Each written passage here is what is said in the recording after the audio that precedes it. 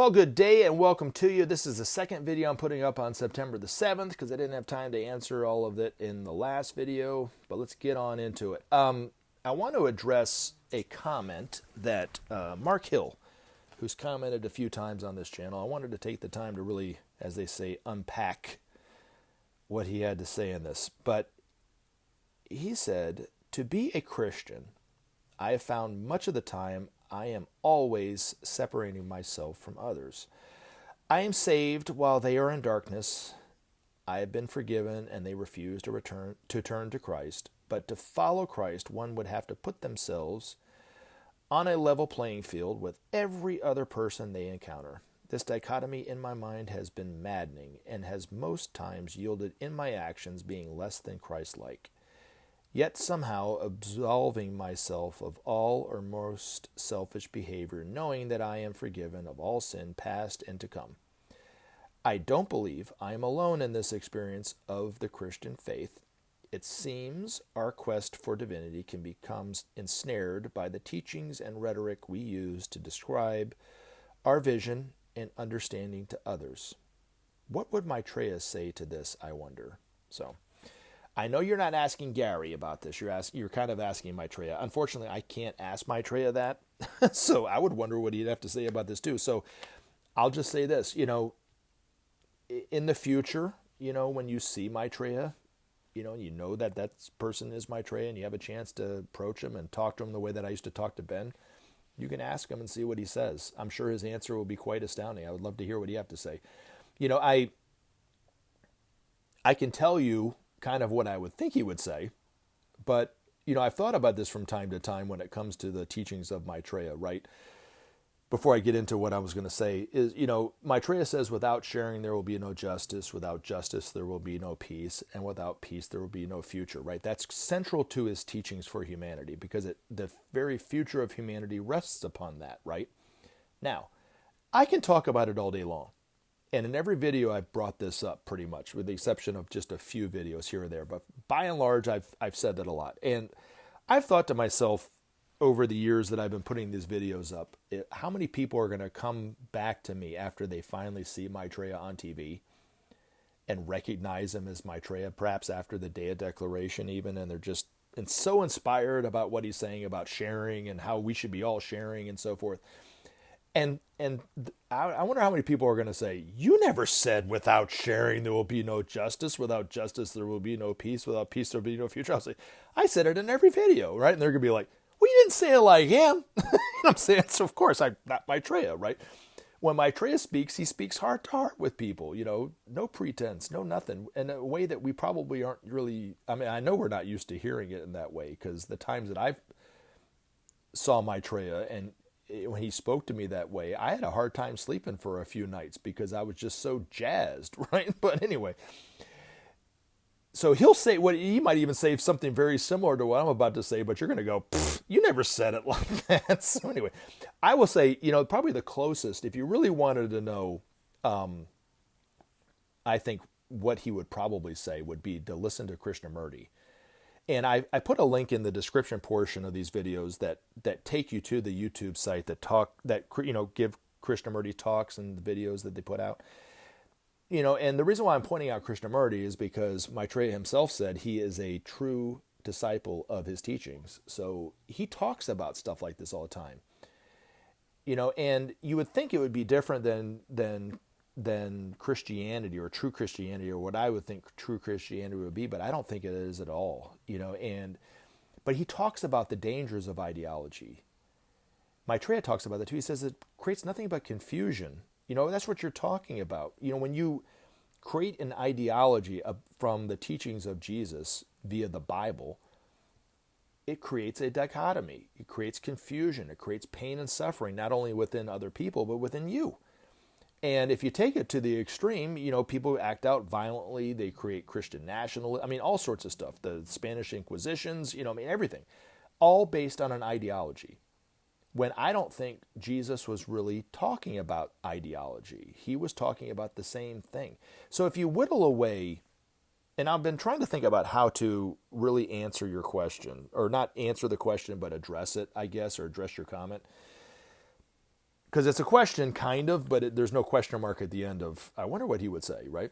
So if you look at the Bible and you whittle away all the ideology and you just go for the teachings of it and apply it to your life, it will change your life. And then you won't have a dichotomy that has been maddening so many times. You won't see other people in that way. You won't relate to other people in that way. Jesus himself didn't relate to people that way. So your ideology is not true to what Jesus was showing you as an example when you read it. But the problem is you're reading it. When we see Maitreya, when we see the Master Jesus, and we see these other masters interacting with other people in the way that Jesus was interacting with them 2,000 years ago, in the same way, but just in our own lives now, it'll make much more sense, right? But you can get a kind of an idea of it from seeing a Krishnamurti video where he talks about seeing the ideology within you and how that enslaves you into that ideology. And the only way to truly be free is to free yourself from an ideology. It doesn't mean stop being a Christian. It just means to stop following that ideology. Because if you look at what Jesus even said, a tree is known by its fruit, right? Well, if the tree of the teachings of what you were thinking Jesus was saying was true to what Jesus was saying, you would not have a dichotomy. You would not have suffering within your own self and pain in that way. Like you said, maddening. You wouldn't. They wouldn't be there. They would be something totally different. But when the ideology creeps in, because you're hearing about it from somebody who is promoting an ideology, that's when the suffering begins. That's when the divisions come in.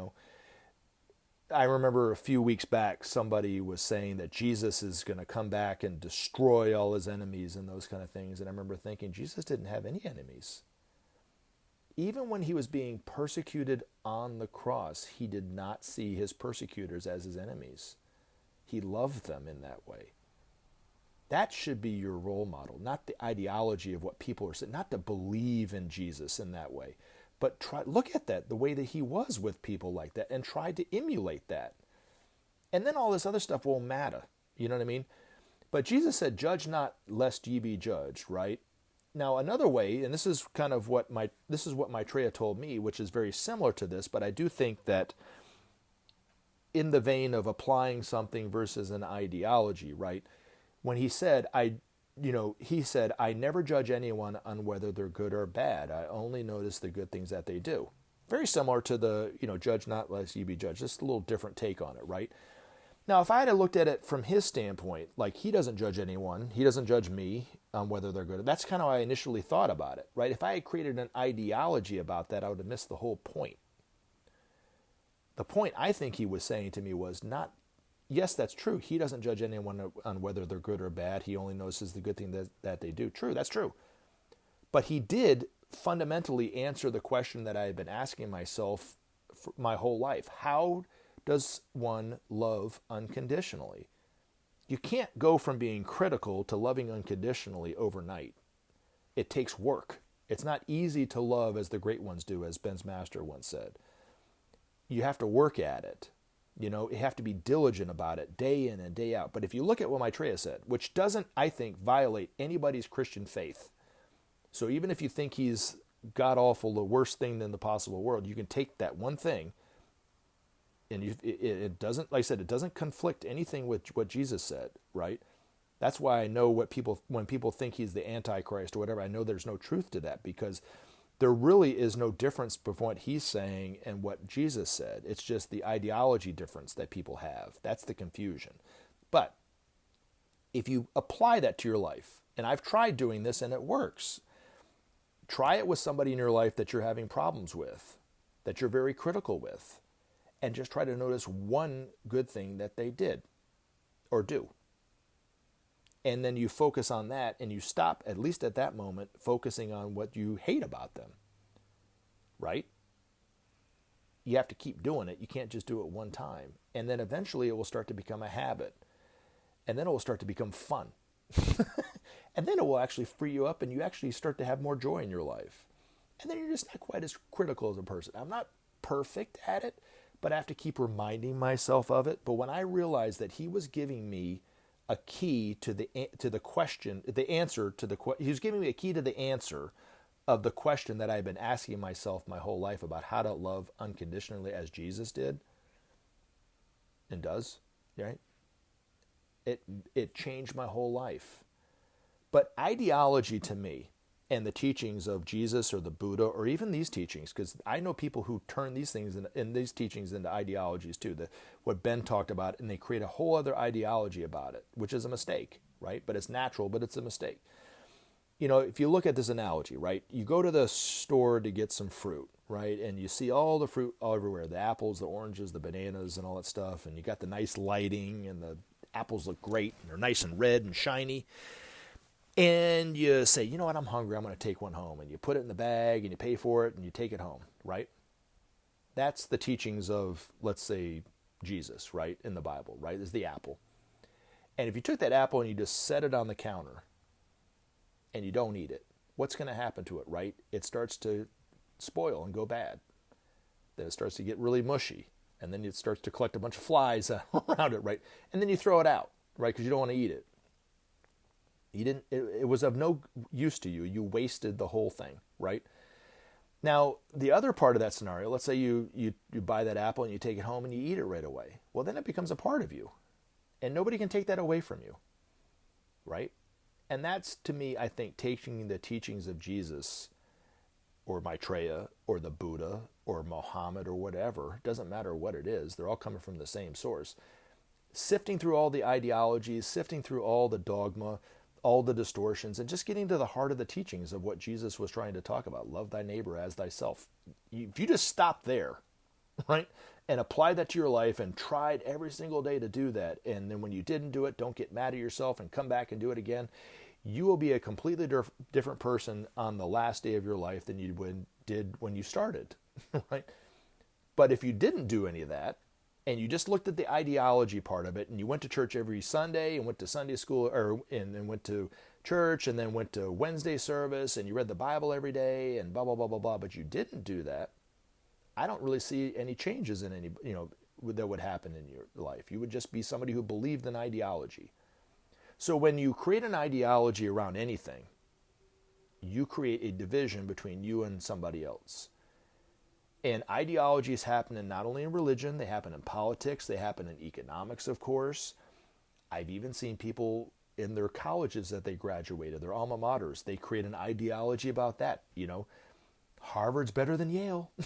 Yale's not as good as Harvard, or Princeton's way better than Harvard. I mean, and they get really, passionate about it, but it's just an ideology about a school. Is Harvard better than Yale? I don't know. I didn't go to either one of them, so how would I possibly know? And then they look at their sports teams the same way. Are the Falcons really better than the Saints? Saints better, this quarterback? I don't know. But they create this ideology about that same thing too, right? And when their team cheats and wins, it's okay. When the other team cheats and wins and they lose, then it's not okay. It's the same thing. But the important thing, I think, would be to whittle through all the ideology and get to the heart of what Jesus was trying to teach us, which was love. He was the perfect manifestation of love for the first time in humanity. And that's what he was teaching us. That's what he was trying to show us. Unfortunately, we have to read about it not only secondhand, but from this person telling that person telling this to finally writing it down 100 years after. We didn't get a chance to see him. This go around, we get a chance to see Maitreya and Jesus and these other masters in the same way. We get a chance to see him, and we can emulate him in that way. It's going to be easier for us to understand what they were trying to teach us, which is to love one another. Maitreya's teachings and priorities about sharing the resources of the world is really love in action, right? So, but I would say, like I said, to kind of circle back around to it, if you really want to, you kind of understand what Maitreya would say, is listen to Krishnamurti when he talks about ideologies. That's probably very similar to how he's going to sound. But anyway, hopefully this helps, didn't hurt the situation. But anyway, thank you, Mark, for the comment nonetheless, and everybody else for commenting too. You guys Remember take care. to take action and help SOP save our planet. Thanks for listening, and we look forward to talking to you again in future videos. you.